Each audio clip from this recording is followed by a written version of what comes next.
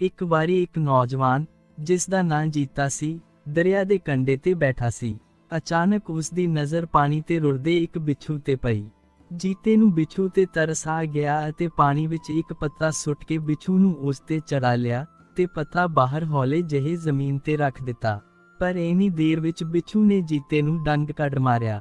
ਜੀਤੇ ਨੂੰ ਬੜੀ ਦਰਦ ਹੋਈ ਤੇ ਉਹ ਇੱਕ ਵੱਡਾ ਸਾਰਾ ਪੱਥਰ ਚੁੱਕ ਕੇ ਬਿੱਛੂ ਨੂੰ ਮਾਰਨ ਲੱਗਾ ਤਾਂ ਪੱਤਾ ਬੋਲ ਪਿਆ ਤੇ ਕਹਿਣ ਲੱਗਾ, ਭਲੇ ਲੋਕਾ, ਤੂੰ ਬੁਰਾ ਕਿਉਂ ਮੰਨਦਾ ਏ? ਚੰਗੇ ਨਾਲ ਹਮੇਸ਼ਾ ਚੰਗਾ ਹੀ ਹੁੰਦਾ ਏ ਤੇ ਬੁਰੇ ਨਾਲ ਬੁਰਾ। ਜੀਤੇ ਨੇ ਪੁੱਛਿਆ, ਪਰ ਉਹ ਕਿਵੇਂ? ਉਸੇ ਵੇਲੇ ਹਵਾ ਦਾ ਇੱਕ ਝੋਂਕਾ ਆਇਆ ਤੇ ਪੱਤੇ ਨੂੰ ਉਡਾ ਕੇ ਕਿਧਰੇ ਹੋਰ ਲੈ ਗਿਆ। ਜੀਤੇ ਨੂੰ ਬੜੀ ਦਰਦ ਹੋ ਰਹੀ ਸੀ। ਬਿੱਛੂ ਵੀ ਪੱਤੇ ਨਾਲ ਉੱਡ ਕੇ ਕਿਤੇ ਹੋਰ ਜਾ ਡਿੱਗ ਗਿਆ। ਕੋਲ ਹੀ ਇੱਕ ਬੁੱਢੀ ਗਾਂ ਖੜੀ ਸੀ। ਜੀਤੇ ਨੇ ਉਹਦੇ ਤੋਂ ਪੁੱਛਿਆ, ਗਊ ਮਾਤਾ, ਤੂੰ ਹੀ ਦੱਸ, ਚੰਗੇ ਨਾਲ ਚੰਗਾ ਕਿਵੇਂ ਹੁੰਦਾ ਏ ਤੇ ਬੁਰੇ ਨਾਲ ਬੁਰਾ ਕਿਵੇਂ? ਗਊ ਨੇ ਜੀਤੇ ਵੱਲ ਵੇਖਿਆ ਤੇ ਕਹਿਣ ਲੱਗੀ, ਮੈਂ ਤਾਂ ਨਹੀਂ ਦੱਸ ਸਕਦੀ। ਮੈਂ ਤਾਂ ਮਨੁੱਖ ਨਾਲ ਸਾਰੀ ਉਮਰ ਚੰਗਾ ਹੀ ਕਰਦੀ ਆਂ। ਆਪਣੇ ਵਛੜੇ ਦੇ ਮੂੰਹੋਂ ਦੁੱਧ ਖੋਹ ਕੇ ਮਨੁੱਖ ਦੇ ਬੱਚਿਆਂ ਨੂੰ ਪਿਲਾਉਂਦੀ ਰਹੀ ਆ, ਪਰ ਹੁਣ ਜਦੋਂ ਬੁੱਢੀ ਹੋ ਗਈ ਆਂ ਤਾਂ ਮੇਰਾ ਮਾਲਕ ਮੈਨੂੰ ਜੰਗਲ ਵਿੱਚ ਭੁੱਖ ਨਾਲ ਮਰਨ ਲਈ ਛੱਡ ਗਿਆ ਹੈ। ਮੈਂ ਕੀ ਜਾਣਾ ਕਿ ਚੰਗੇ ਨਾਲ ਚੰਗਾ ਕਿਵੇਂ ਹੁੰਦਾ ਏ ਤੇ ਬੁਰੇ ਨਾਲ ਬੁਰਾ। ਜੀਤਾ ਨਿਰਾਸ਼ ਹੋ ਕੇ ਅੱਗੇ ਤੁਰ ਪਿਆ। ਇੱਕ ਤਲਾਅ ਦੇ ਨੇੜੇ ਉਹਨੇ ਇੱਕ ਟੁੱਟਿਆ ਹੋਇਆ ਘੜਾ ਵੇਖਿਆ। ਉਸ ਦੀ ਗਲਵਾਨੀ ਠੀਕਰਾਂ ਦੇ ਢੇਰ ਤੇ ਟਿਕੀ ਪਈ ਸੀ। ਉਸਨੇ ਗਲਵਾਨੀ ਨੂੰ ਹੱਥਾਂ ਵਿੱਚ ਚੁੱਕ ਲਿਆ ਤੇ ਪੁੱਛਿਆ, ਤੂੰ ਹੀ ਦੱਸ, ਬੁਰੇ ਨਾਲ ਬੁਰਾ ਤੇ ਚੰਗੇ ਨਾਲ ਚੰਗਾ ਕਿਵੇਂ ਹੁੰਦਾ ਏ? ਘੜੇ ਨੇ ਆਪਣੇ ਭਾਵ ਦੱਸੇ ਤੇ ਕਹਿਣ ਲੱਗਾ, ਮੈਂ ਤਾਂ ਸਾਰੀ ਉਮਰ ਮਨੁੱਖ ਦਾ ਭਲਾ ਕੀਤਾ ਏ, ਪਾਣੀ ਪਿਆ ਕੇ ਉਹਦੀ ਪਿਆਸ ਬੁਝਾਉਂਦਾ ਰਿਹਾ ਹਾਂ। ਅੱਜ ਜ਼ਰਾ ਕੁ ਤਰੇੜ ਆ ਗਈ ਤਾਂ ਇੱਥੇ ਨਕਾਰਾ ਸਮਝ ਕੇ ਸੁੱਟ ਗਏ ਨੇ। ਮੈਂ ਠੀਕਰਾਂ ਬਣ ਕੇ ਰੁਲਦਾ ਫਿਰਦਾ ਹਾਂ। ਮੇਰੇ ਨਾਲ ਤਾਂ ਕੋਈ ਚੰਗਾ ਨਹੀਂ ਹੋਇਆ। ਮੈਂ ਤੈਨੂੰ ਕਿੱਦਾਂ ਦੱਸ ਸਕਦਾ ਹਾਂ? ਜੀਤਾ ਉੱਥੋਂ ਫਿਰ ਅੱਗੇ ਤੁਰ ਪਿਆ। ਰਾਹ ਵਿੱਚ ਉਹਨੇ ਇੱਕ ਵੱਡਾ ਸਾਰਾ ਅੰਬ ਦਾ ਦਰਖਤ ਵੇਖਿਆ ਜੋ ਪੁਰਾਣਾ ਜਾਪਦਾ ਸੀ। ਜੀਤੇ ਨੇ ਉਸ ਦਰਖਤ ਤੋਂ ਵੀ ਪੁੱਛਣ ਲੱਗਾ, ਬਾਬਾ ਅੰਬ, ਤੂੰ ਤਾਂ ਦੁਨੀਆ ਵੇਖੀ ਏ, ਮੈਨੂੰ ਦੱਸ ਚੰਗੇ ਨਾਲ ਚੰਗਾ ਕਿਵੇਂ ਹੁੰਦਾ ਏ ਤੇ ਬੁਰੇ ਨਾਲ ਬੁਰਾ ਕਿਵੇਂ ਹੁੰਦਾ ਏ?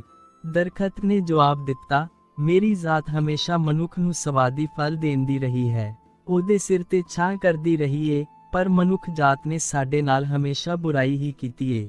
ਸਾਨੂੰ ਵੱਢ ਸਾਡੀਆਂ ਲੱਕੜਾਂ ਨਾਲ ਆਪਣਾ ਘਰ ਵਸਾਉਂਦੀ ਰਹੀ ਏ। ਇਹ ਕਹਿ ਕੇ ਕੁਝ ਚਿਰ ਦਰਖਤ ਚੁੱਪ ਰਿਹਾ ਤੇ ਫਿਰ ਕਹਿਣ ਲੱਗਾ, ਤੇਰੇ ਇਸ ਸਵਾਲ ਦਾ ਜਵਾਬ ਕੋਈ ਸੰਸਾਰੀ ਨਹੀਂ ਦੇ ਸਕਦਾ। ਕੋਈ ਸਾਧੂ ਸੰਤ ਹੀ ਇਹ ਗੱਲ ਸਮਝਾ ਸਕਦਾ ਏ। ਨਾਲੇ ਇਹ ਕੀਤੇ ਹੋਏ ਬਚਨ ਵੀ ਤਾਂ ਕਿਸੇ ਸਾਧੂ ਸੰਤ ਦੇ ਨੇ। ਫਿਰ ਉਸ ਦਰਖਤ ਨੇ ਜੀਤੇ ਨੂੰ ਦੱਸਿਆ ਕਿ ਅੱਗੇ ਜੰਗਲ ਵਿੱਚ ਇੱਕ ਸਾਧੂ ਰਹਿੰਦਾ ਏ, ਤੂੰ ਉਹਦੇ ਕੋਲ ਚਲਾ ਜਾ। ਉਹ ਇੱਕ ਦਿਨ ਇੱਥੇ ਮੇਰੀ ਛਾਂ ਵਿੱਚ ਬੈਠ ਕੇ ਕਿਸੇ ਨੂੰ ਸਮਝਾ ਰਿਹਾ ਸੀ ਕਿ ਭਲਾ ਕਰਨ ਨਾਲ ਹਮੇਸ਼ਾ ਭਲਾ ਹੁੰਦਾ ਏ ਤੇ ਬੁਰਾ ਕਰਨ ਨਾਲ ਬੁਰਾ।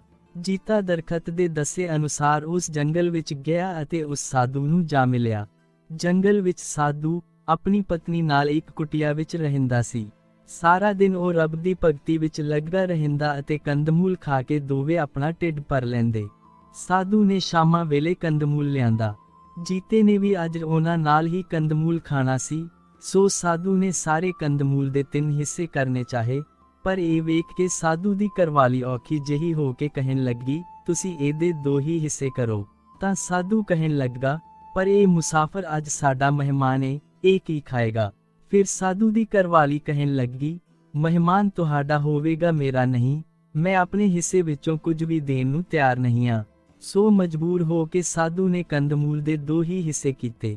ਫਿਰ ਆਪਣੇ ਹਿੱਸੇ ਵਿੱਚੋਂ ਜ਼ਿਆਦਾ ਸਾਰਾ ਕੰਦਮੂਲ ਸਾਧੂ ਨੇ ਜੀਤੇ ਨੂੰ ਦੇ ਦਿੱਤਾ। ਜੀਤਾ ਚੁੱਪਚਾਪ ਸਭ ਕੁਝ ਵੇਖਦਾ ਰਿਹਾ।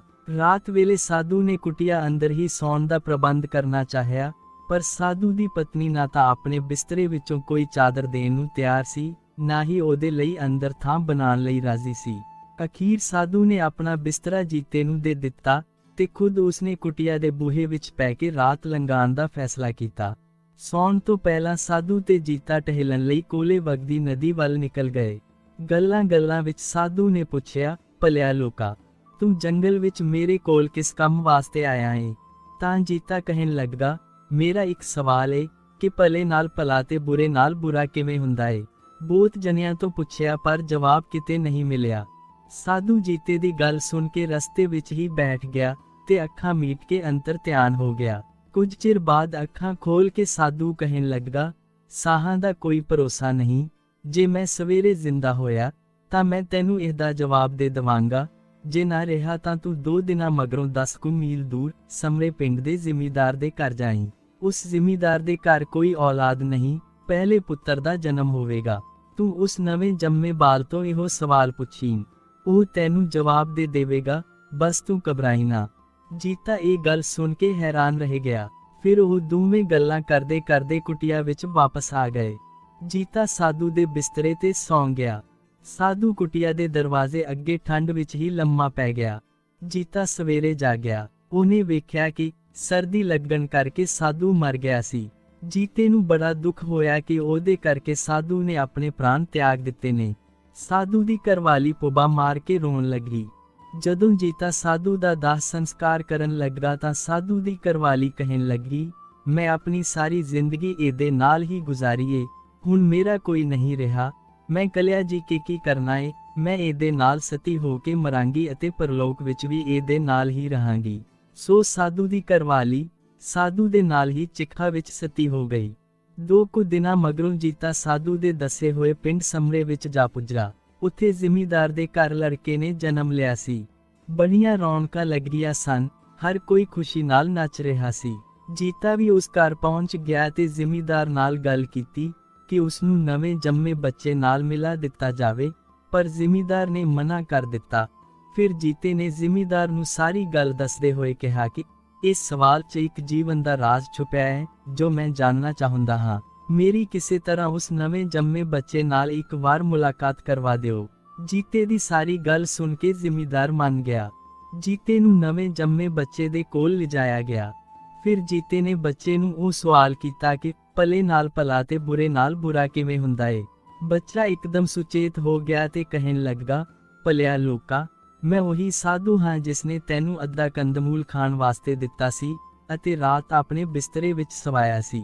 ਮੈਂ ਹੀ ਮਰਨ ਉਪਰੰਤ ਇੱਥੇ ਇੱਕ ਵੱਡੇ ਘਰ ਵਿੱਚ ਜਨਮ ਲਿਆ ਹੈ। ਫਿਰ ਜੀਤਾ ਪੁੱਛਣ ਲੱਗਾ, ਮਹਾਰਾਜ, ਫਿਰ ਤੁਹਾਡੀ ਪਤਨੀ ਕਿੱਥੇ ਆ? ਫਿਰ ਸਾਧੂ ਨੇ ਦੱਸਿਆ, ਉਸਨੇ ਤੈਨੂੰ ਖਾਣ ਵਾਸਤੇ ਕੁਝ ਨਹੀਂ ਸੀ ਦਿੱਤਾ ਤੇ ਨਾ ਹੀ ਸੌਣ ਵਾਸਤੇ ਬਿਸਤਰਾ ਦੇਣਾ ਚਾਹੁੰਦੀ ਸੀ, ਇਸ ਲਈ ਉਹ ਕੁੱਤੀ ਦੇ ਢਿੱਡੋਂ ਜੰਮੀ ਏ। ਇਸੇ ਜ਼ਿਮੀਂਦਾਰ ਦੀ ਕੁੱਤੀ ਕੱਲ ਹੀ ਸੂਈ ਏ ਤੇ ਜ਼ਿਮੀਂਦਾਰ ਦੀ ਹਵੇਲੀ ਵਿੱਚ ਉਹ ਕਤੂਰੀ ਦੇ ਰੂਪ 'ਚ ਖੇਡ ਰਹੀ ਹੈ। ਜੀਤਾ ਸਾਧੂ ਦੀ ਸਾਰੀ ਗੱਲ ਸੁਣ ਕੇ ਹੱਕਾ ਬੱਕਾ ਰਹਿ ਗਿਆ। ਜੀਤੇ ਨੂੰ ਆਪਣੇ ਸਵਾਲ ਦਾ ਜਵਾਬ ਉਦਾਹਰਨ ਸਮੇਤ ਮਿਲ ਚੁੱਕਾ ਸੀ।